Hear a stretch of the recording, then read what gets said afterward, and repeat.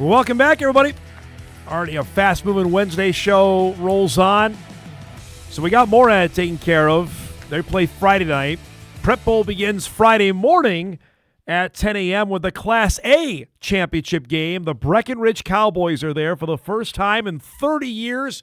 And they've got Minneota, who has been the standard bearer in this division, who's won, I believe, 3 years in a row. Breckenridge head football coach Carson Yaggie, good enough to join us here on this Wednesday, the day before the day, as they head down tomorrow for another game at U.S. Bank Stadium. Thanks so much for doing this. We were visiting off air. Just what's the emotion like on Wednesday here? You're a couple days out from the game. Is it building, or is it already at a level 10? I think it's starting to really build. Hey, you're coming off the win of all the emotions, all the celebrations of the semifinal of the game, especially with how that game went. And, Yeah.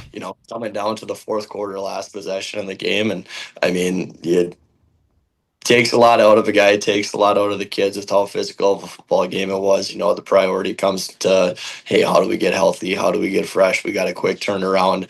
And then all of a sudden, you start to get the game plan get going. You're probably a little slower at practice than you'd like to be, just with playing Saturday and everyone being pretty dang sore. But I mean, all of a sudden now, hey, Wednesday, Thursday, you got to start to kind of ramp it up again and get excited. And I mean, I know these group of kids are really excited. They're waiting for it, and just a cool experience for them to be a part of. Take me back to the game on Saturday and how it played out, and edging out Murray County Central. David obviously was amazing for you, as he has been all season, but as you're watching this game, did it play out like you thought it would, I guess, is maybe I'll simply ask that.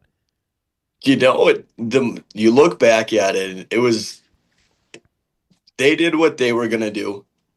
They did, and we did what we were kind of going to do. It was two teams being good at they're doing things well at what they've done all year. I mean, we knew, hey, we got some chances to take some shots in the passing game early on, and we came out and scored the first possession doing that right away. And it was, well, how do we get David going now? And they're going to get the ball back.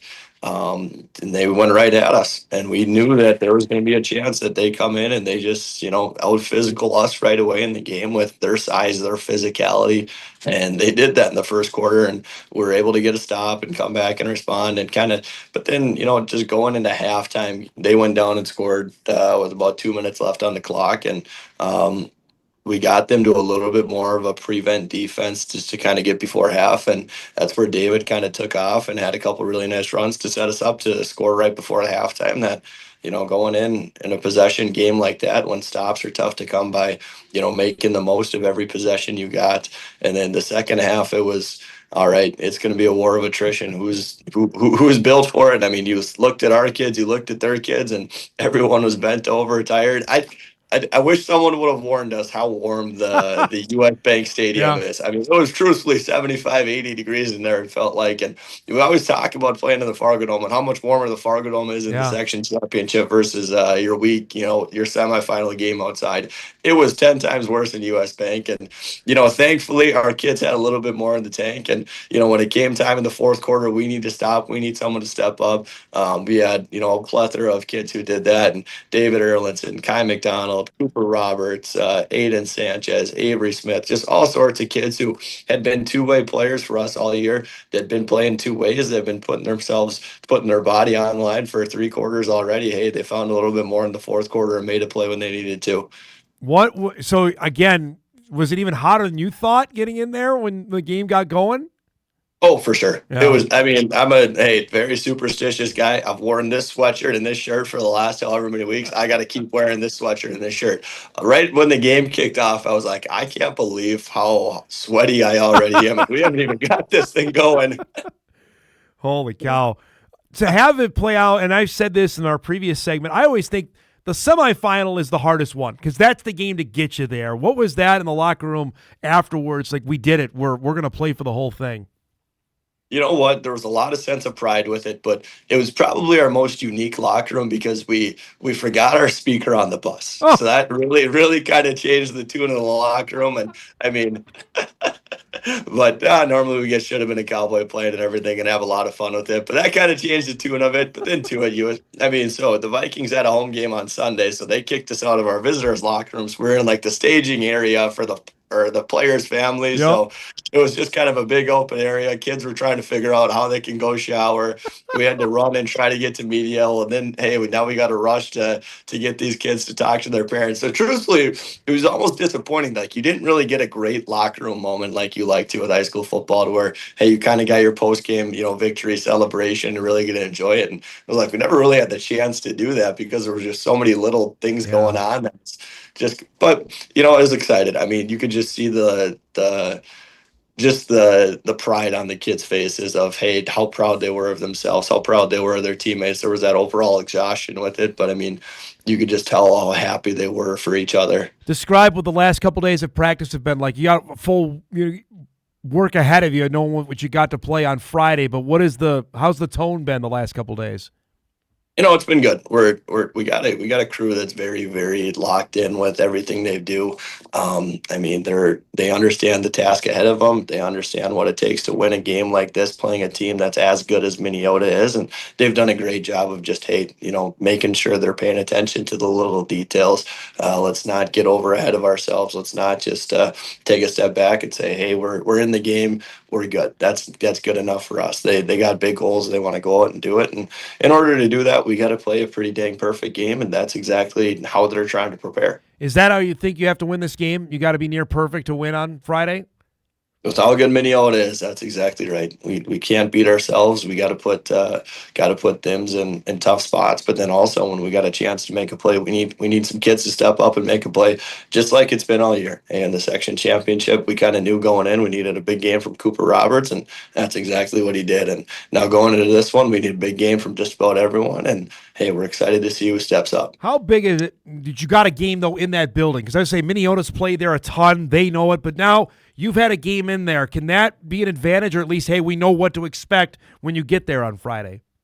I think it goes a long way in just the mental preparation and kind of the chaos that goes with being down there. And hey, you're out of your norm. You're not just showing up and walking to a locker room and play. There's a lot of security and checkpoints you got to go through, and just the wow factor of walking in and I mean, you're playing at US Bank. How cool it is to be down on the field. And hey, you kind of get that step taken out of it. Now you're just focused on playing a football game. Do you have like your best Herb Brooks kind of speech prep for Friday, or is it pretty nonchalant before you address the guys when they go on the field?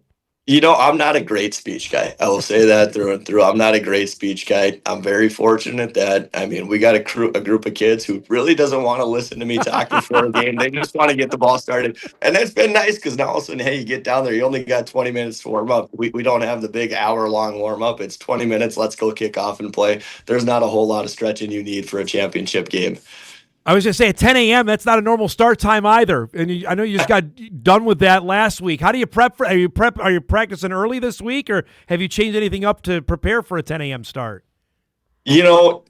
I don't know what you really change up for it. I mean, I think it just comes down to, hey, if you can't get excited, and I mean, it doesn't matter if you play this game at midnight or you played at a US Bank Stadium, it's a championship game. And I mean, it's pretty dang cool. I think I got all the faith in the world, no matter what time it will be played at or where it will be played at, our kids would be excited and ready to go.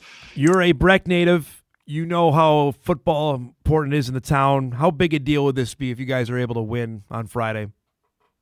No, I mean, you couldn't ask for anything more. You really couldn't. I mean, you looked at the following we had when we were playing in the Fargo Dome, when we were playing in Morris, and it was, standing room only there. And I mean, you had every single bleacher full there, and how many fans made the trip down to the cities last Saturday. It's just, the support we have is unbelievable, and I mean they'll follow us anywhere to watch this crew play, and I mean it means the world to the kids that that they're the talk of the town, that they're what everyone's excited about, and you know what, you can't ask for anything more. You really can't. What's the plans for a send off? What do you got going tomorrow before you guys take off? Got our pep rally in the morning, and then we're drive by our middle school, get over to the middle school kids, and let them get out and cheer. They always got some pretty good signs and are very excited to see the bus drive off. That's always really cool. And I mean, heading down, stopping at St. John's to get a quick practice in, and after that, hey, it's flipping around. Let's be focused. We got a game in 10 hours at that point. Well, I was going to say before I let you go, is it a good thing? Because we were just talking with guys from Moorhead that, you got to sit around and wait till 7 o'clock. You don't have that. You it's get up and go. Would you rather have that than waiting around till 7 o'clock at night?